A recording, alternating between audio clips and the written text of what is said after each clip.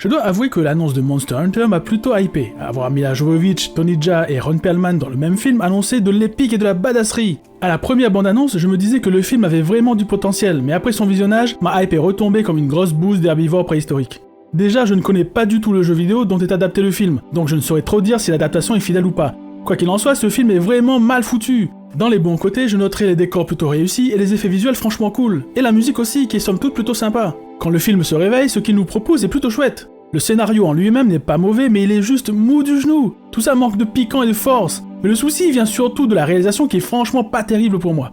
Premièrement, les scènes de combat sont archi-cutées et c'est chiant putain. On a monsieur fucking Tony Jaa qui est un expert en arts martiaux capable de trucs de fou. Bon, avec 20 ans de plus dans les lattes, c'est un poil plus compliqué, mais il a encore de bons restes. Franchement, c'était trop demandé d'avoir des plans de 2, 3, 5 secondes avec des enchaînements de coups plutôt que d'avoir ce montage épileptique. Non mais regardez-moi ça, 14 plans pour nous montrer 2 coups de pied, c'est quoi le délire? Le monteur avait la tremblote ou quoi? Parce que là ça enlève tout le côté épique de ces scènes. On finit par ne plus rien comprendre de ce qui se passe dans les combats avec ce montage moisi. Bon, deuxièmement, le déroulement de l'histoire. En fait, l'histoire n'est pas si moche que ça, mais elle n'est pas transcendante non plus. La première partie du film est très statique et en plus n'installe pas grand chose. L'intrigue est assez claire. Le personnage campé par Mila Jovovich veut rentrer chez elle, c'est limpide, mais toute la première moitié est molle comme une vieille limace. À vrai dire, je me suis emmerdé pendant toute cette moitié du film parce que tout est trop statique. Alors que j'attendais de l'épique, j'ai eu une moitié de film qui se passe avec Mila Jovovich et Tony Jaa qui sont sur un rocher. On dirait le début d'une mauvaise blague.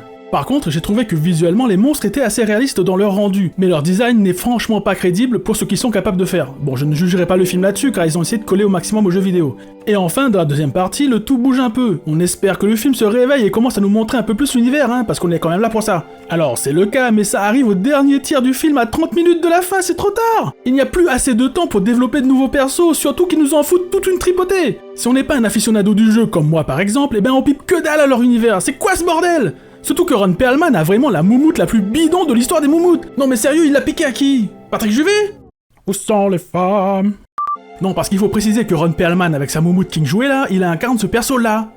Lui là, c'est lui. Non mais sérieusement, à quel moment de la production ça a foiré? Ne me dites pas que personne sur le plateau de tournage n'a remarqué que cette perruque était claquée au sol. Et à la toute fin, c'est la fête à la saucisse. Allez, c'est parti, liquidation totale, et vas-y que je te bourre toutes les références du jeu, là, vas-y que je te pousse Josiane. On a des lieux, des monstres, des armes, des pierres magiques qui s'allument, on voit un gars au loin dans l'ombre, on sait pas qui c'est, on sait pas c'est quoi ce bordel, et on y comprend que dalle. Où sont les femmes? Bon, j'exagère un peu, on comprend ce qui se passe à la fin, mais il y a plein d'éléments qui ne sont pas expliqués pour aucune raison, et ça nous empêche de nous intéresser à cet univers vu que l'on ne sait pas comment il fonctionne.